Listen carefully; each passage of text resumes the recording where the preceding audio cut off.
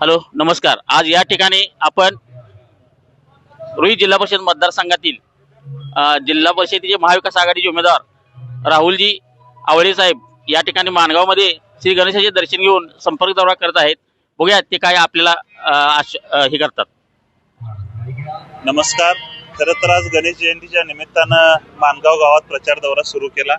लोकांना भेटत असताना लोकांच्या चेहऱ्यावरचा आनंद बघून इतकं समाधान वाटलं की लोक अक्षरशः इथं हुकुमशाहीला कंटाळलेले आहेत। लोकांची इच्छा आहे की इथं लोकशाहीचं सरकार यावं। यासाठी काँग्रेसकडून मी आणि काँग्रेसकडून स्वाभिमानी शेतकरी संघटना व काँग्रेसच्या युतीतून आदरणीय आदाना वहिनी असतील, त्या आम्ही दोघंही उमेदवार आहे। इथल्या लोकांकडे बघून लोकांबरोबर बोलत असताना एवढंच जाणवतं की इथं जो हुकुमशाहीचा जो कारभार चालू आहे त्याला आता लोक इथली सर्वसामान्य जनता कंटाळलेली आहे। म्हणून आम्हाला विश्वास आहे की काँग्रेस पक्षावरती आम्ही दोघं जे उमेदवार लढत आहोत हे इथली जनता आम्हाला अत्यंत पाठबळ देईल।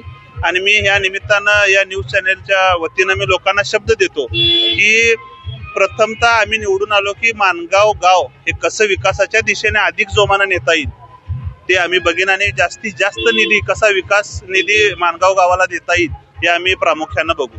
धन्यवाद। त्याचबरोबर या ठिकाणी रुई जिल्हा परिषद मतदारसंघाचे आपलं विजन काय आहे?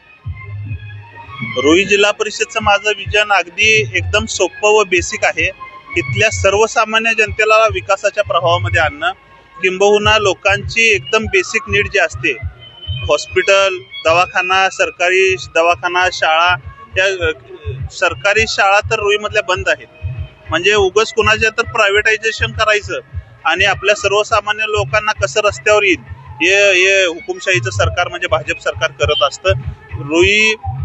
रुई असेल, माणगाव असेल, आत्तिगिरी असेल, साजणी, तळून हे सर्व गावं, माणगाववाडी, मुडशिंगी, ही सर्व गावातल्या सर्वसामान्य लोकांना, शेतकऱ्यांना विकासाच्या प्रवाहामध्ये कसं आणणं हाच माझा प्रमुख उद्देश असेल। या ठिकाणी